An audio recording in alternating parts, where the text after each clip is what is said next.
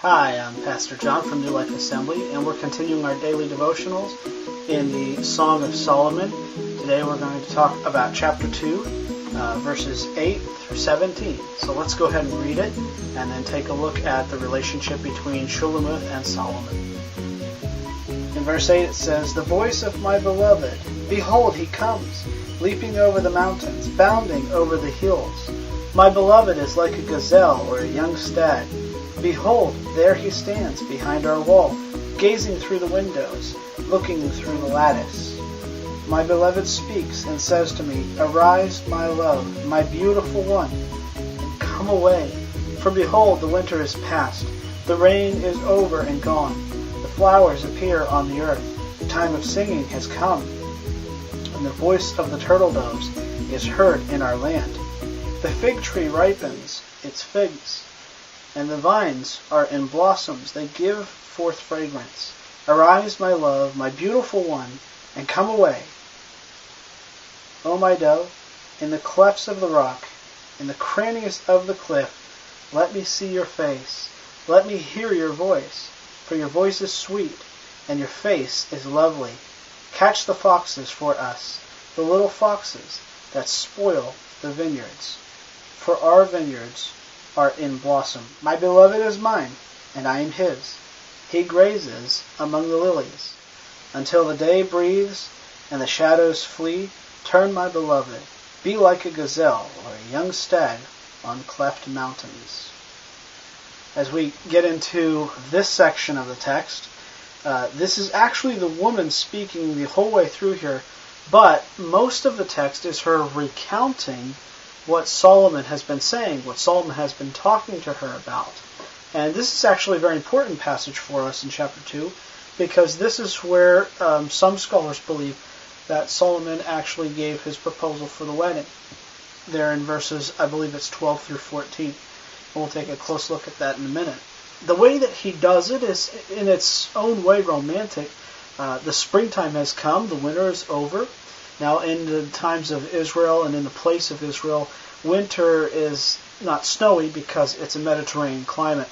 Winter is a rainy season where the rains are, happening all the time. So the springtime has come, everything is in bloom, life is coming back, there's a newness to life and a sense of vigor. And this is the time that he addresses Shulamith to be his bride. And so as we look at this, once again, Shulamith is speaking, and she's telling us about her beloved, about Solomon. And she talks about the voice of my beloved. Behold, he comes, and she describes him as one who just cannot wait. He's frantic to see her. And whenever you're in a relationship and you're really in love, nothing else seems to matter. You just want to be with that person all day, all night, all the time. It's not even about sex. It's just about being with the person. And so this is the time that their relationship has come to this point where Solomon really wants to marry this woman, and he really likes her, and he can't stand to be away from her yet again. And so she pictures him. She shows us a picture of him. He is running to find her. And another place it says, he's looking through the cracks in the wall. He's trying to find his soon-to-be bride.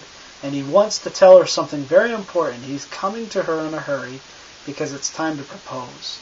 And he's getting excited about that. So he comes to her in a way to propose to her. And then she tells us in verses 10 through 12 about the proposal itself. She says, "My beloved speaks and says to me, Arise, my love, my beautiful one, and come away." He repeats this in verse 12. And so it sort of brackets in his desire to marry her.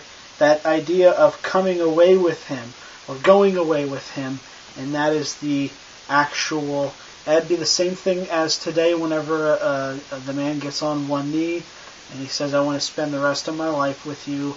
Let's do life together." However he says that in some romantic way, this is what Solomon is doing. He's using the imagery of the springtime and the newness of life around him and just the fragrances and the beauty of it all. And he's using that as the backdrop for his own marriage proposal. And so he tells her, "Come away with me." And then he says, "For behold, the winter is past," and this is where he explains, the flowers are in bloom. Everything is just new with life, and it's wonderful, and so he wants her to join him in life.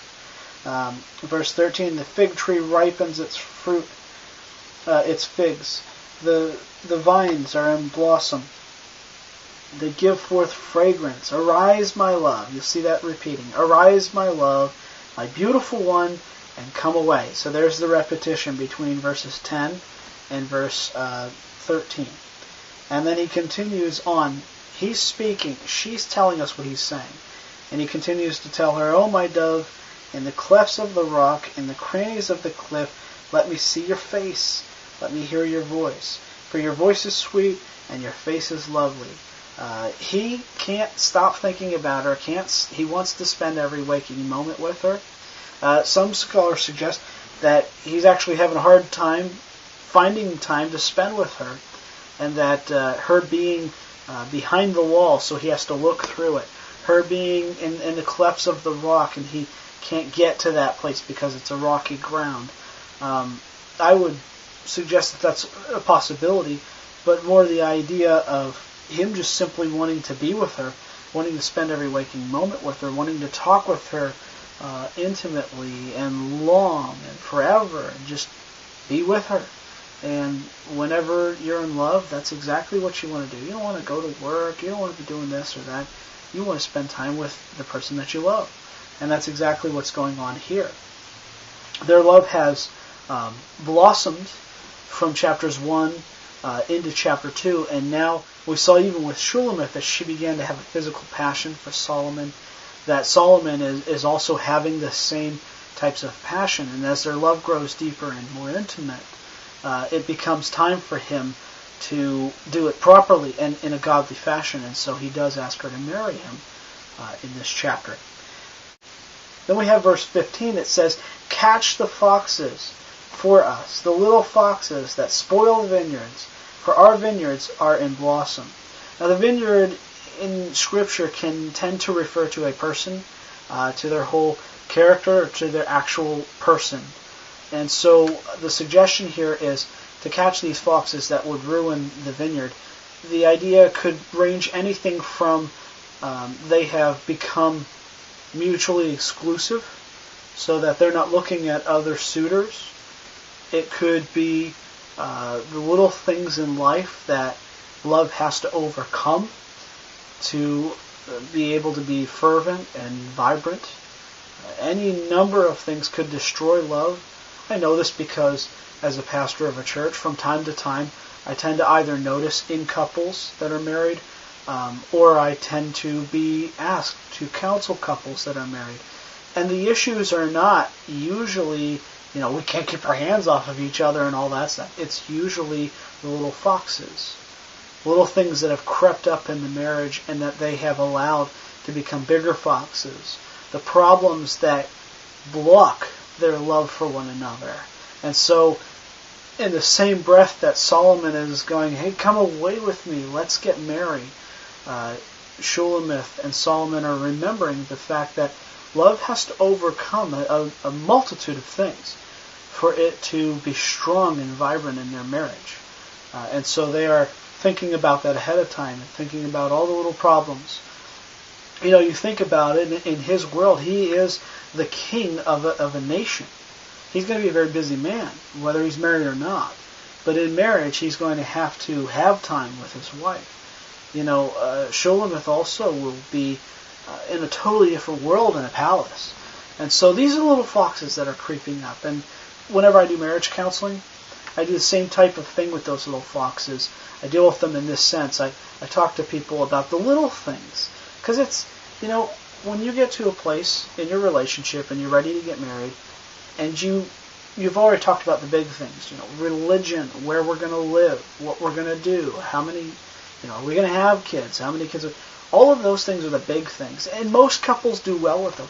It's the small things. It's the little things. And so whenever I'm counseling, doing premarital counseling, that's what I focus on, the little things. We talk about the big things, but it's the little things that will creep up over time. It's those little foxes.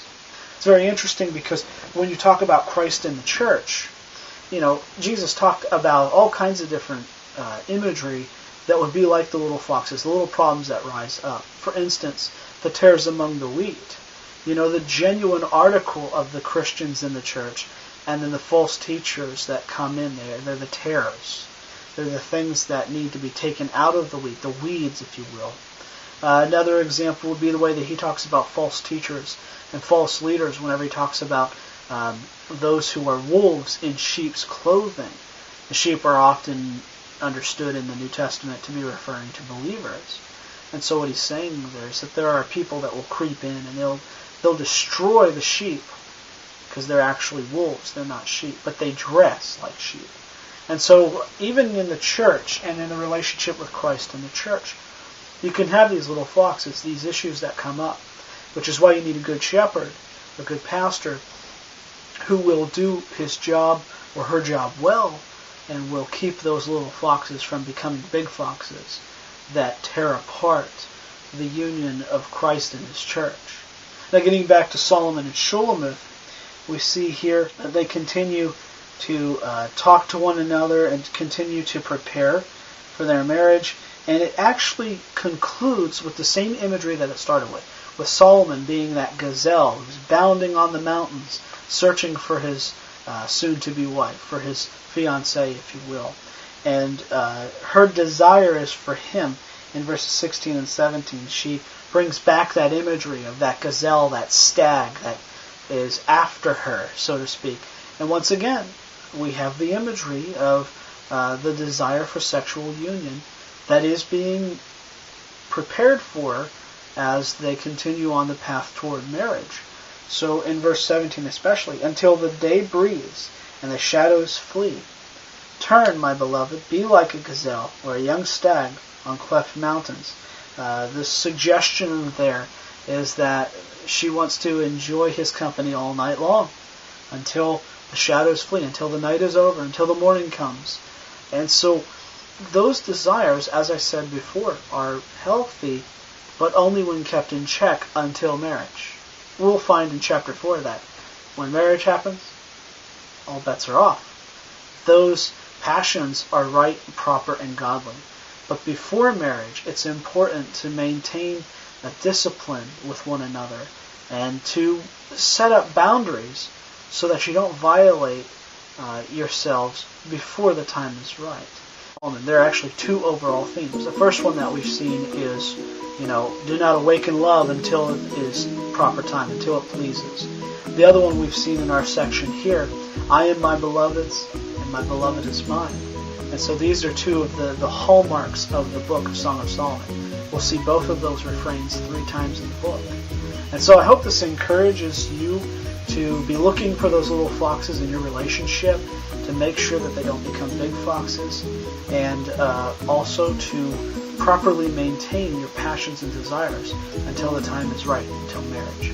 Hope that helps you, and have a great day.